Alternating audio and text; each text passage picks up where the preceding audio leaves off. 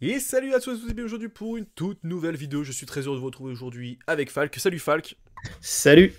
Et on va parler d'Alterd. Et aujourd'hui, nous allons faire entre guillemets, l'analyse. On va vous présenter deux starters. Parce qu'aujourd'hui, dans Altherd, il y a 6 starters qui vont arriver là d'ici quelques jours dans les boutiques. Enfin, dans les boutiques pour ceux qui auront pledgé du moins. Et dans les boutiques pas avant septembre.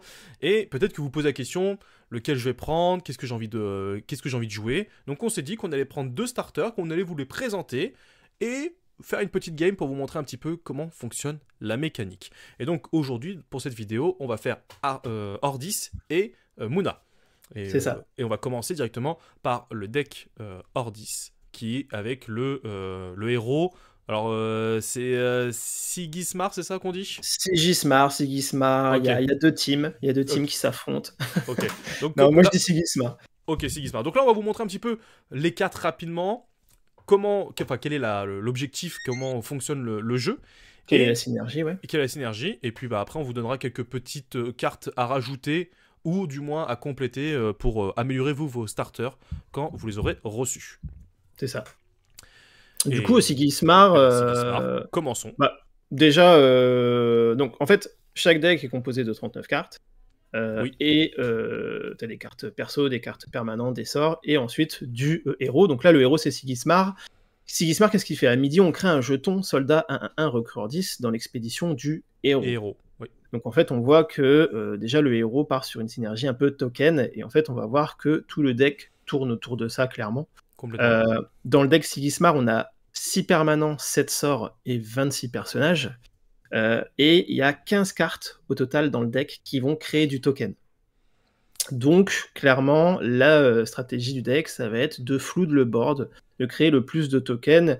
Et effectivement, c'est une fois que c'est en place, si tu veux, avec les permanents, ça commence à faire mal. Hein. C'est Ok. un deck qui peut faire très mal. On peut commencer par les regarder, les deux permanents. À la limite. On a le transporteur Ordis qui, du coup, va permettre de rajouter un token en début de tour À dans midi, l'autre expédition. c'est Voilà, ça. c'est ça, à midi. Donc, L'expédition du compagnon.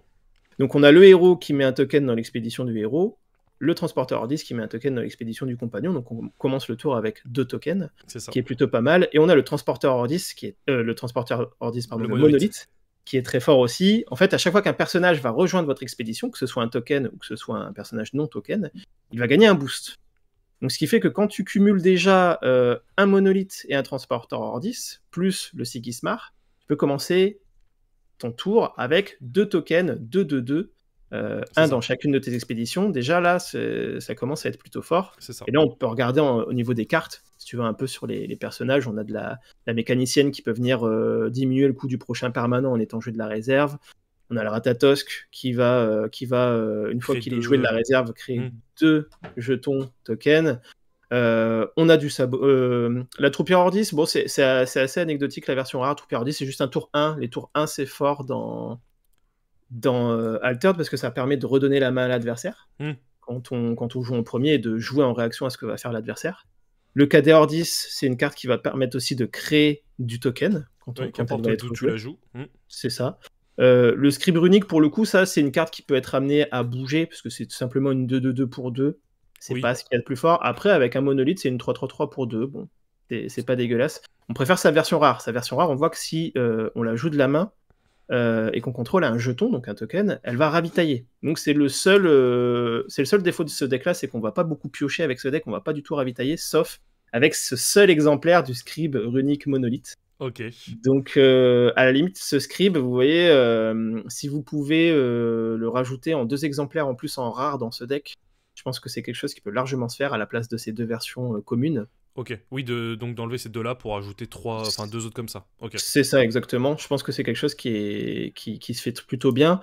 On a du Roi Grenouille. Bon, du Roi Grenouille, c'est fort, hein, c'est du 3-0-3 pour 2. C'est vrai.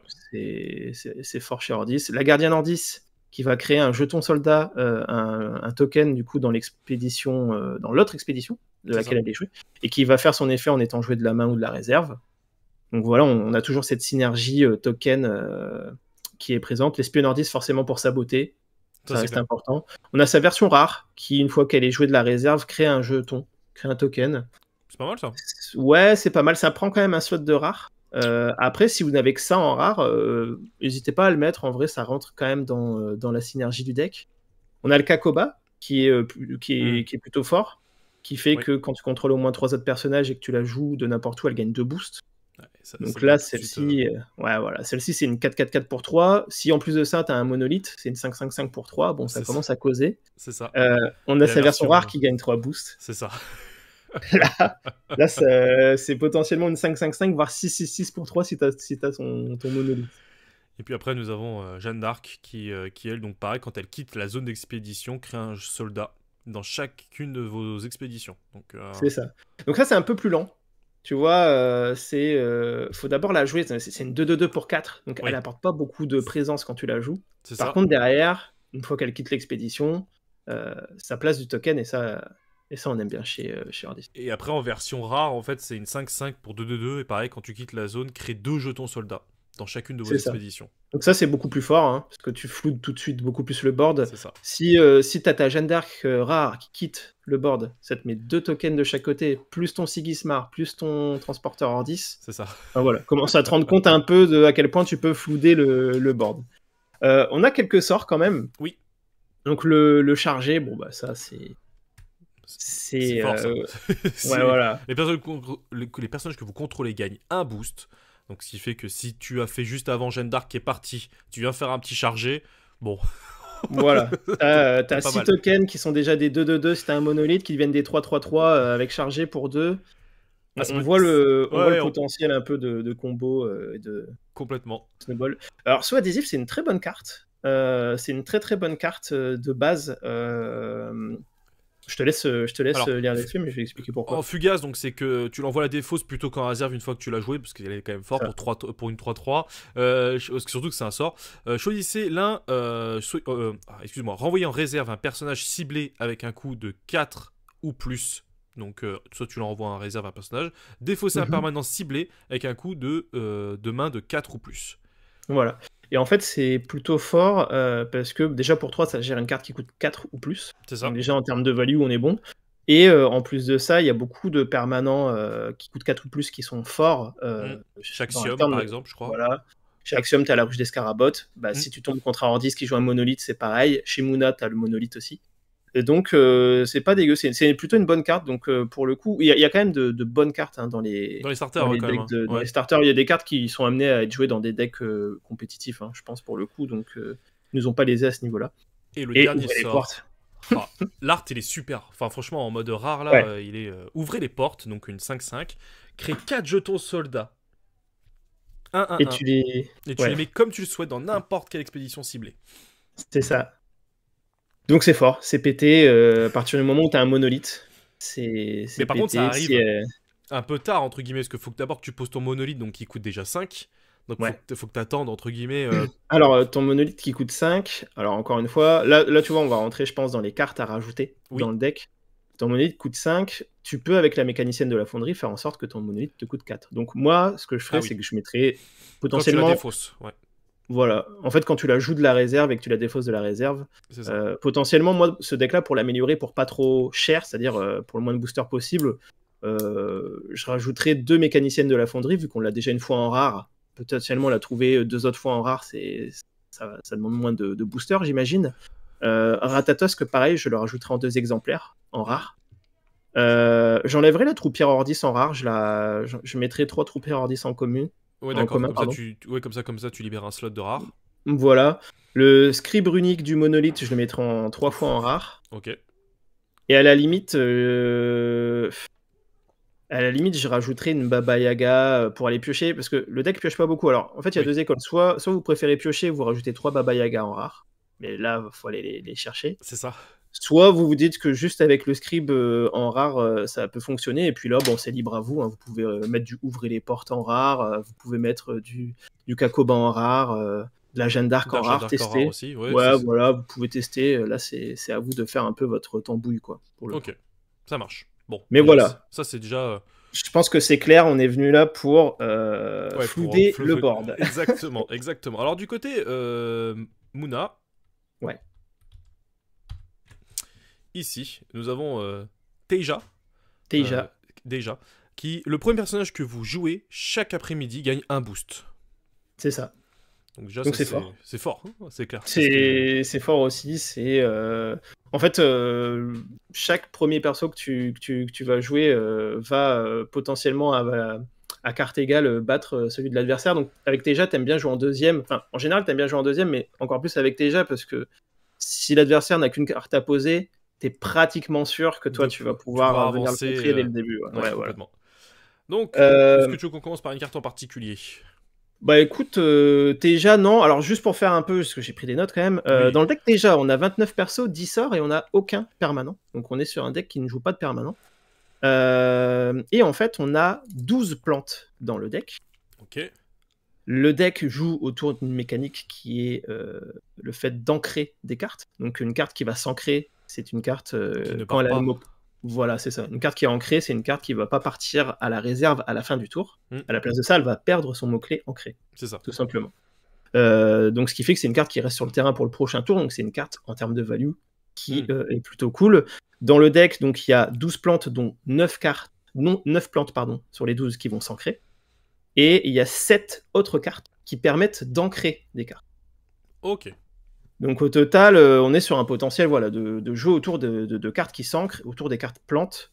On a un peu de pioche dans ce deck-là, notamment t'es dessus, t'es la Kitsune. La Kitsune qui permet d'aller piocher, mais qui fait aussi piocher l'adversaire. Ouais. Ça, c'est moins cool. Après, si on regarde les cartes une par une, donc, la danseuse étoffe Lyra, c'est une fois qu'elle est jouée de la main, elle va faire gagner Fugace à un personnage ciblé. Donc ce qui est cool, c'est-à-dire que si tu joues ça sur une carte forte adverse, par exemple un Kakoba, imaginons que ton adversaire vient de te jouer un Kakoba, plutôt que ça retourne en réserve et qu'il te le ressort au prochain tour, tu joues la danseuse étoffe Lyra dessus, il ne retourne pas en réserve. Là, c'est clairement pour aller attaquer les ressources adverses, quoi. Ok. Donc un seul exemplaire en rare, en vrai, je pense que dans ce deck-là, c'est pas optimisé. Il faudra en mettre 2, enfin, il faudra rajouter 3. Non, faudrait l'acheter et vraiment se concentrer sur le côté ancrer les cartes. Ok. Pour le coup. Donc on a la Kitsune qui permet d'aller piocher. Bon, c'est plutôt cool, ça fait piocher l'adversaire, ça on n'aime pas trop.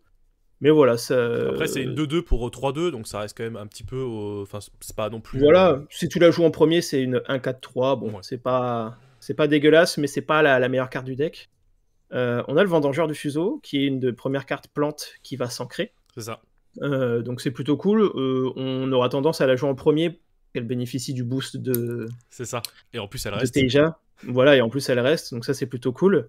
Ensuite, on a le Champignon Éternueur, qui est aussi une plante et qui gagne ancré quand il est joué. Donc c'est pareil, si on peut, on joue en premier pour bénéficier du boost de Teja. Ce qui va être plus intéressant, c'est la version rare de ce Champignon Éternueur. Exact. Qui est déjà très cool, et en plus qui est dans le deck en un seul exemplaire. Mais là cette carte-là est forte, parce qu'elle gagne ancré, mais tous les midis, donc à chaque début de tour, elle gagne un boost. Donc ça veut dire que vous la jouez, il se prend l'effet de Teja et Nora. Il prend donc un boost, il vient une 2-2-2. Ouais, voilà, c'est ça. J'ai bugué. Il prend un boost, ça devient une 2-2-2. Il perd ancré, au prochain tour ça devient une 3-3-3. Si tu lui redonnes ancré, au prochain tour c'est une 4-4-4 et ainsi de suite. Ouais. Tant que tu l'ancres, c'est une carte qui va se booster d'elle-même.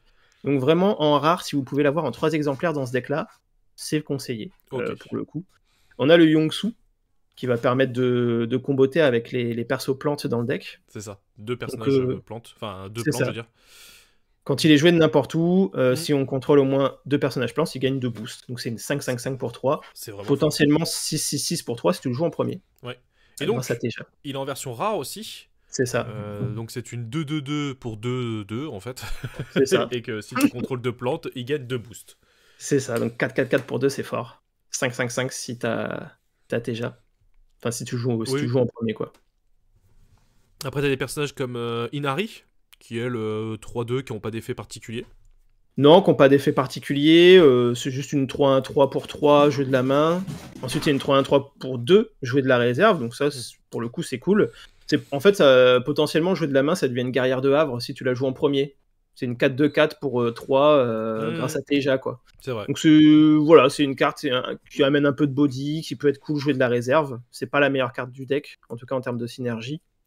On a une carte plus intéressante après. Oui. La qui est la fille fille d'Yggdrasil. d'Yggdrasil, ok. D'Yggdrasil. D'Yggdrasil, excuse-moi. De toute façon, les noms, vous le savez. Enfin, pour ceux qui découvrent la chaîne, je suis Jean-Michel à peu près au niveau des noms, donc il n'y a pas de problème. Et, L'adversaire ciblé ouais. pioche une carte. Alors, ça c'est chiant. Ouais. Ça c'est chiant. Mais quand tu regardes les stats, tu dis, bon, 3-3. ok. 3-3 pour 5, 5-3. Oui, surtout si tu la joues en premier. Voilà, Ça devient si donc la joue au une premier, c'est une 6-6-4. 6-6-4. C'est ça. Donc là, c'est pas dégueu. Après, on a sa version rare qui n'est pas dans ce deck. Et ce qui est dommage, je trouve, je pense que ça aurait été peut-être plus logique plutôt que la danseuse d'étoffe Lyra.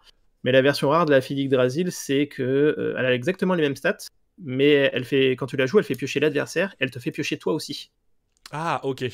Donc tu te manges un peu moins l'effet négatif, quoi. Ok.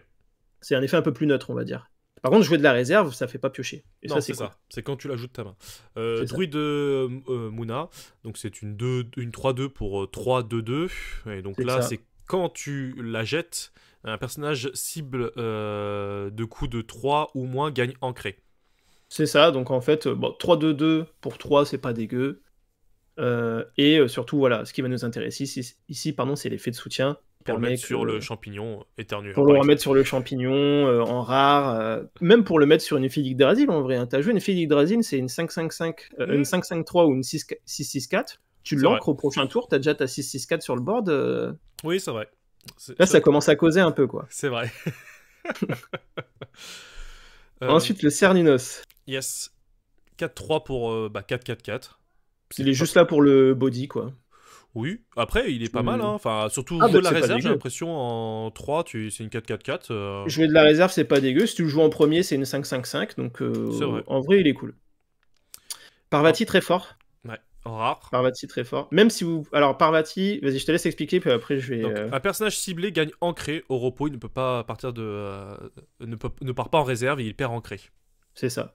Donc, Donc, en fait, c'est une carte, quand elle est jouée de n'importe où, elle va ancrer n'importe quel perso. Et en fait, ce qui est cool avec cette carte, c'est qu'il n'y a pas de limite de coups de main. Tu vois, par exemple, avec le druide, on était à une carte qui coûte 3 ou moins. Oui. Là, vraiment, Là. c'est n'importe quel personnage que tu cibles gagne Ok. ancré. À savoir que Parvati, quand tu la joues, elle peut s'ancrer elle-même.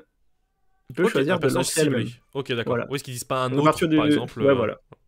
Donc Ok. elle peut s'ancrer elle-même. Donc potentiellement, si tu la joues en premier, c'est une 4-1-4 qui peut s'ancrer elle-même. Mais bon, on va plutôt préférer aller ancrer des champignons, des champignons, filles bah, de bien sûr. voilà, des Des trucs comme ça. Et faut savoir que Parvati, quand elle est sa version commune, pardon, Oui. c'est exactement la même carte, sauf qu'elle fait son effet uniquement quand elle est jouée de la main, pas quand elle est jouée de la réserve. Ok. Donc même en commune, si vous avez de la Parvati à mettre dans le deck, allez-y. En rare, c'est mieux, mais en commune, on peut y aller. Il n'y a pas de souci à ce niveau-là. Le pignon pugnace. Très joli, très joli carte. Un sumo, je sais pas, un genre de pomme de pin C'est ça. sumo. Une 5-5 pour 3-3-3. Je gagne ancré. C'est Donc, ça. quand tu la joues de n'importe où. C'est ça, donc c'est une plante. Donc ça combatte avec le Isunboshi. La fille d'Yggdrasil, c'était une plante aussi, on l'a pas précisé, mais ça combatte avec Isunboshi. Ok. Et avec Isunboshi, pardon, avec Yongsu. Avec Yongsu. Yongsu ici, oui. Oui, voilà, c'est ça.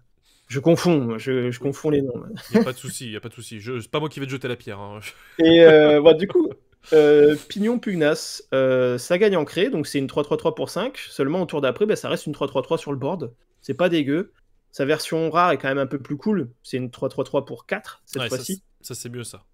Sachant que si tu la joues en premier, c'est une 4-4-4 pour 4. Hein. Ouais. Pareil pour l'autre. C'est une 4-4-4 pour 5. En plus de ça, bon, on va voir, là on va rentrer dans les sorts. Dans les sorts, et on va voir que toutes ces cartes qui peuvent s'ancrer, on va pouvoir venir les booster. On va pouvoir venir les faire en sorte qu'elles soient beaucoup plus fortes. Avec l'entraînement physique. Notamment avec l'entraînement physique. Bien, hein. Exactement.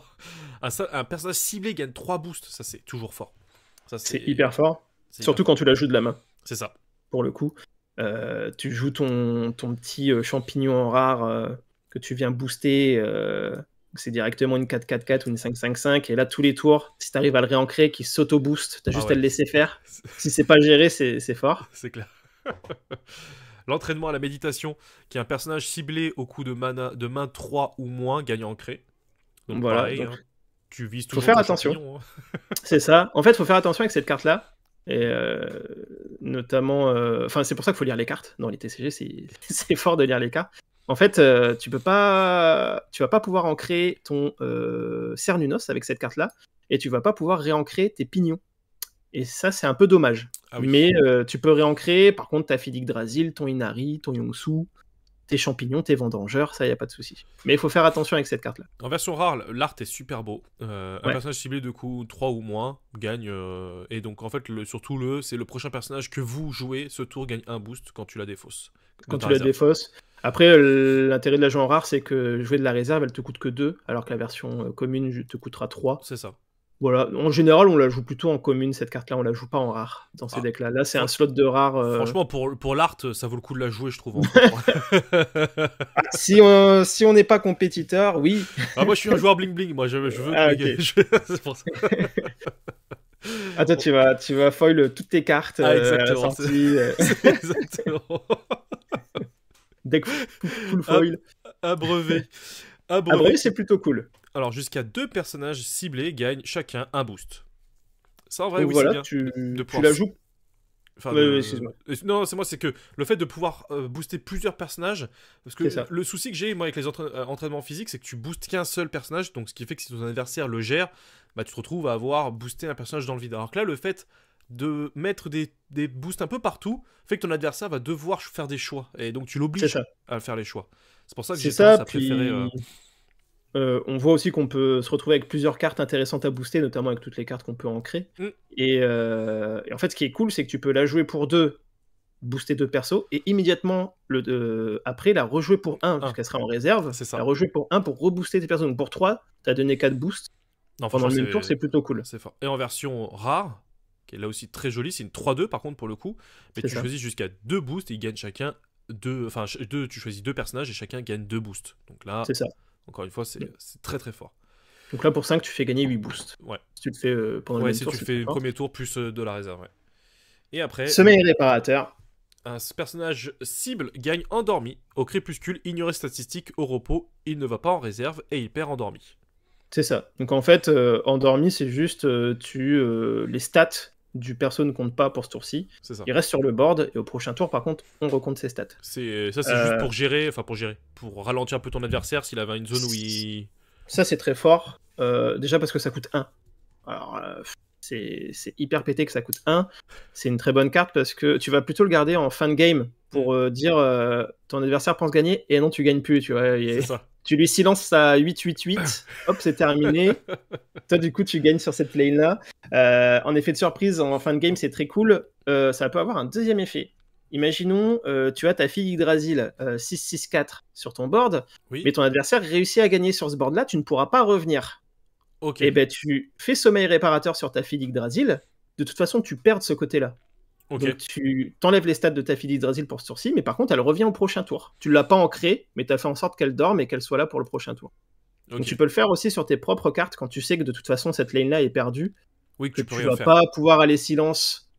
Parce qu'en fait, si tu le fais sur une carte adverse, elle reste au prochain tour et ça c'est chiant. Donc autant le faire sur une de tes cartes qui pourra rester toi au prochain tour et te permettre de prendre l'ascendant par la suite. Ça marche. Donc c'est pas négligeable. Mais écoute, après tout ce blabla, est-ce qu'on partirait pas sur une petite game pour montrer un peu aux gens comment ça tourne ? Voilà.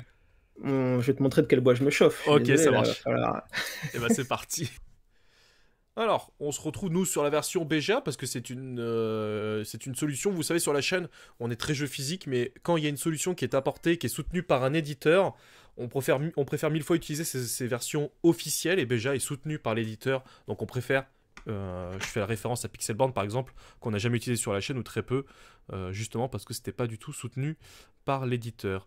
Alors là, donc moi j'explique vite fait le choix. Au départ je voulais garder les champignons, mais il est pas en rare, donc c'est que là en fait, vu que c'est une partie d'initiation, c'est ce qu'on disait avec Falk, le vendangeur en fait va pouvoir rentrer en jeu, donc il va déjà gagner ancré et il va être boosté parce que c'est mon premier personnage que je vais jouer, ce qui fait que je peux aussi le jouer avec l'entraînement physique, donc ce qui fait qu'il va être encore plus boosté, et puis derrière en fait j'ai ma Parvati qui elle va pouvoir au tour d'après me l'ancrer, donc ce qui fait que dès le départ j'ai quand même un board assez j'ai un board assez fort, donc hop là. Donc moi j'ai mon token qui vient se placer automatiquement. Ok, oui, il est automatiquement dans la zone donc de héros et pas dans la zone compagnon, c'est que lorsque tu que lorsque tu joueras ton permanent que tu pourras l'avoir des deux côtés. Et c'est moi qui joue en premier, donc. Yes. Et allez.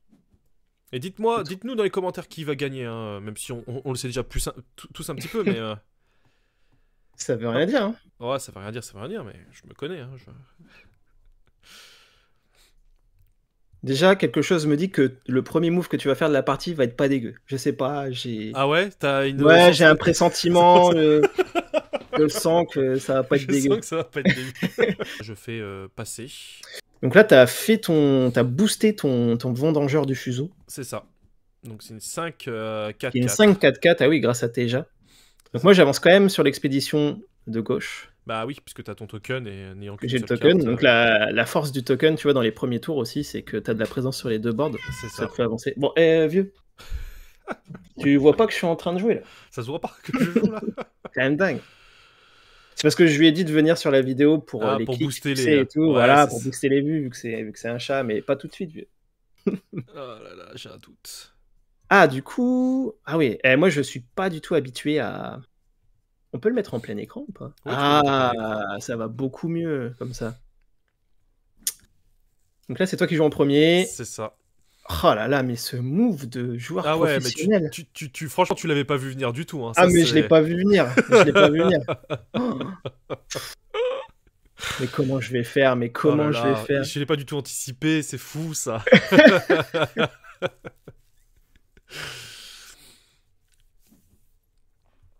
Ouais, en plus, un token, ouais. Voilà, pour Là, tu me pousses vraiment dans mes dernières tranches. Ah bah là, j'essaie de voir si t'es un bon joueur ou pas, là. C'est pour valider ou pas le recrutement, c'est le test. Je profite de tes infos que tu me donnes hors caméra pour après dire, ouais, vous avez vu, j'ai fait ça, parce que je l'ai vu venir.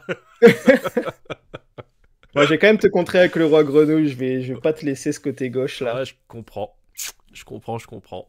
Il y a mon ego quand même qui reprend le dessus un petit peu. Ah mais t'as raison. Bon, on va se croiser à un moment donné au milieu, quoi, ça va être... Ouais, c'est ça. Plutôt... Après, pour le coup, ces deux decks-là, c'est pour ça qu'on les a choisis aussi, je pense, en premier. C'est que ces deux decks qui peuvent se rendre coup pour coup en partie. Hein.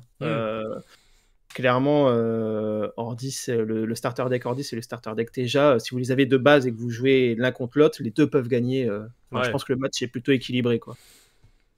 Du coup, on est parti pour le monolithe. Ah, terrible. Et là, ça va moins se marrer. Ah là, ouais, côté là, de Mathieu, là, on va moins rigoler, là. Oh là là, mais quel joueur. Ah bah. Il a ancré son champignon éternueur en le faisant profiter du boost de Teja et après il va jouer sa Parvati de la réserve pour réancrer le vendangeur. C'est ça. Il a tout vu dans mon jeu. Qu'est-ce que tu veux faire? Je peux pas lutter. Et du coup, tu sais pas si Millennium il recrute chez Altered pour être joueur pro? Ah, ça troll. Parce que je pense qu'avec des moves comme ça... Ah, des moves du futur. S'il y a des structures là qui veulent faire du compétitif sur Altered, recruter Mathieu, c'est maintenant. C'est maintenant. Après, c'est fini. Après, c'est terminé, les gars. Ce sera trop tard. Non, c'est bon. J'ai avancé de 1, ouais, et de 2. T'as avancé des deux. Ah, bon, par contre, moi, j'ai placé mon monolithe, donc je me suis setup. Ah. J'avoue que un petit transporteur Ordis tour 1, on n'aurait pas craché dessus, mais bon, on va faire avec ce qu'on a. Là, va falloir se vénérer un peu, là, j'ai l'impression quand même. Ouais, parce qu'il y a du level en face, t'as pu le voir. Hein. Ah bah, clairement. Au début, j'avoue, j'ai un peu sous-estimé. J'avoue, je l'ai pas pris au sérieux. T'es là en mode, ouais. Ouais, il joue jamais, de toute façon, donc c'est bon. C'est bon. Je vais l'éclater, de toute façon, ça va être une partie de plaisir. On va confirmer le mana, et c'est toi qui joues en premier. Ouais. Et ça, c'est cool. Et tu vois, là, le token, par contre, il commence à causer, tu vois, petite 2-2-2, là. Ouais, c'est clair. Là, ça commence à déjà être problématique. Oh là là là là, le Cernunos ici, là. Yes. Ouais. Comment je vais faire? Très bon acteur, j'aime beaucoup. Non, mais je suis premier degré. Hein. Ah ouais. Ah, vraiment. Attends, je réfléchis, parce que là, ça va être... Ah, là, c'est tendu, là. Le piège est en train de se refermer. Bon, Ouais, mais... là, de toute façon, même si tu gagnes des deux côtés, en fait, tu vois, la façon dont il faut réfléchir quand c'est comme ça, c'est que là, même si tu gagnes des deux côtés, tu gagnes pas la partie. Non, parce qu'il faut qu'il y en a au moins un côté qui réussisse le tour d'après, là. Faut que je C'est gagne ça, en... en fait, faut que tes deux jetons se croisent, en fait, C'est si ça. tu veux. Donc déjà, je risque pas de perdre ce tour-ci. Non. Ensuite, je sais que là, il te reste combien? Il te reste 2 de mana. Ça va être difficile quand même d'aller te chercher sur les deux côtés. Donc ce qu'il faut, c'est que je blinde d'un côté et que je t'empêche de gagner au moins d'un côté pour espérer revenir par la suite. Parce que là, en fait, tu vois, tes cartes que tu as là, pour la plupart, elles sont plus ancrées. Oui. Donc, à moins que pour deux, tu aies un entraînement à la méditation dans ta main, ce qui est possible. Je serais plutôt de peinard au prochain tour. Donc je peux compter là-dessus. Je peux essayer de compter là-dessus. Vas-y, essaye. Ouais, bah, je vais essayer. T'inquiète pas. Essaye. Vous inquiétez pas. Parce que là, c'est à toi de jouer, en fait. C'est pour ça. Là, ouais, je sais. Bah, laisse-moi réfléchir, en fait. On peut pas réfléchir. Judge, s'il vous plaît. On peut pas réfléchir. C'est pas possible. L'adversaire... On n'est pas dans les bonnes conditions. On peut pas jouer. Vous voyez bien, il arrête pas de parler, là. Il arrête pas de parler, il le fait exprès. Bon, attends, je me concentre un peu, là. Allez, je vais partir là-dessus. Alors, du coup... 4 de mana, là, ça risque de faire mal. Là. Donc là, ce qui est bien, c'est que t'as passé, donc j'ai l'info que tu ne joueras plus rien derrière. Donc là, c'est à moi de me faire un peu mon petit... Donc tu vois, j'ai l'info, du coup, tu auras plus de cartes qui resteront au prochain tour dans tes cartes ancrées. C'est ça. Et en plus de ça, tu auras 4 cartes dans ta réserve à la fin de ton tour. Il faudra que tu t'en sépares de 2. C'est ça. Parce que tu as fait une mauvaise gestion de réserve. Exactement. Exactement. Donc ça, pour le coup, c'est plutôt pas mal pour moi. Faut juste que je t'empêche de gagner d'un côté. Donc on va tout simplement venir... je suis pas habitué à faire des clics. Moi, je suis habitué à prendre la carte et à la déposer. Donc on va venir mettre un petit KD Ordis qui est pas très fort quand il n'y a pas de monolithe, mais une fois qu'il y a un monolithe qui commence à causer aussi un petit peu pour 2. Donc moi, c'est bon de mon côté. Donc là, toi, tu avances d'un côté, j'avance de l'autre. C'est ça. Donc ce qui fait que tu... Alors là, maintenant, il va falloir que je choisisse. Ouais. Ah, ça m'emmerde un peu. Donc tu vois là, par contre, sur les parties starter, notamment pour les gens qui regardent, on voit un peu le léger défaut qu'ont les starters, c'est qu'on n'a pas beaucoup de ressources. On n'a pas beaucoup de cartes qui permettent de piocher, qui permettent d'aller ravitailler. Et là, on le voit, du coup, on n'a pas beaucoup de cartes en main. Et c'est pour ça qu'il faut surtout bien gérer ces cartes en réserve avec ces starter decks, parce que quand tu commences à acheter 2 cartes de ta réserve, bon, déjà que tu peux pas les piocher ou pas ravitailler, pas folichon, quoi. C'est clair. Ah, puis c'est toi qui joues en premier, c'est magnifique. Ah non, c'est moi qui joue en premier. Ah oui. J'ai cru que... alors, chose bonne à savoir, quand tu joues contre Teja, à l'heure actuelle, donc en tout cas contre le starter deck, c'est qu'il n'y a pas de carte qui sabote. Donc si vous jouez contre quelqu'un qui a le starter deck Teja, vous savez que vos cartes en réserve, elles sont plus ou moins à l'abri. Elles se feront pas saboter. C'est clair. Je pense que je vais aller jouer ça ici.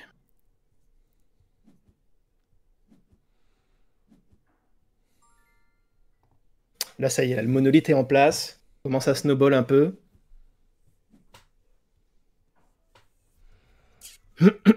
Donc là, c'est quoi ton possible play? Là, 13-5.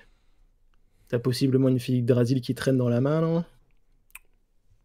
Ah oui, mais ça te coûte 3 de le jouer de la réserve, l'entraînement physique. Ça te coûte pas 2. Bah, c'est pour ça. Tout à l'heure, j'ai mal calculé mon coup par rapport à ça. Mais, ok. Je me suis fait avoir. Ok. Ouais, c'est ça, l'entraînement physique. Bon, c'est fort, mais jouer de la réserve, ça coûte 3. C'est ça. Du coup...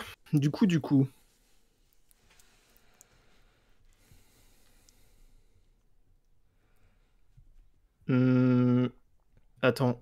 À gauche, on joue pas du tout sur la terre. Et moi, à droite, je joue pas sur la terre non plus. Ok, bon, bah écoute. C'est bien. On joue pas sur la terre. Ouais, ça commence à faire... Commence à avoir un bon petit board, effectivement. Ouais.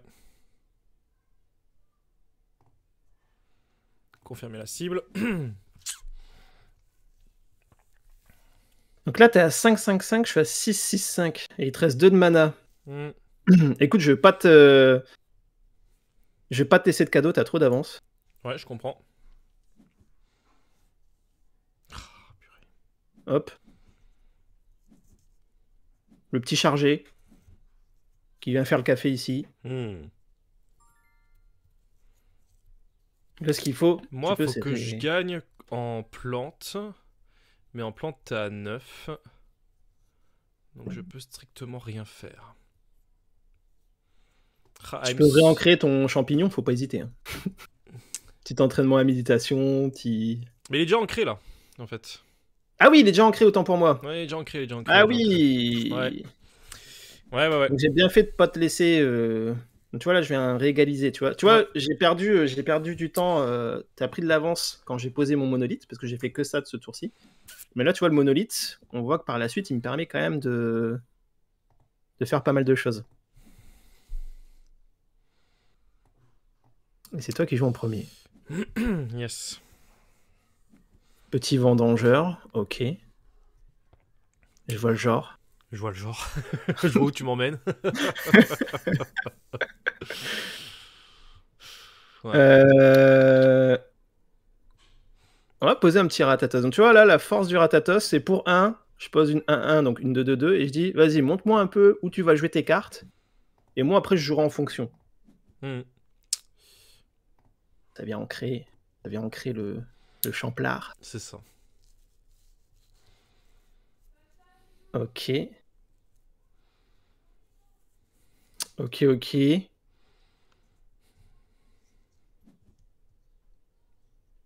Je vais une petite gardienne. Hein. Oh, putain, tu m'emmerdes. J'ai dit ça à voix haute, mais... Ah, j'ai pas entendu, t'as dit quoi? J'ai dit tu m'emmerdes, mais... Ah. T'as dit quoi? J'avais pas entendu la première fois, en fait. Donc, non seulement ça empêche l'adversaire de jouer, ça trash talk. Ouais, c'est ça, c'est terrible. Même si tu la gagnes, en vrai... non, ça va être... Ah, t'as plus rien, là? Non. Non, pour 5, t'as rien? Non, rien. Ah, ça, par contre, c'est dur. Ouais.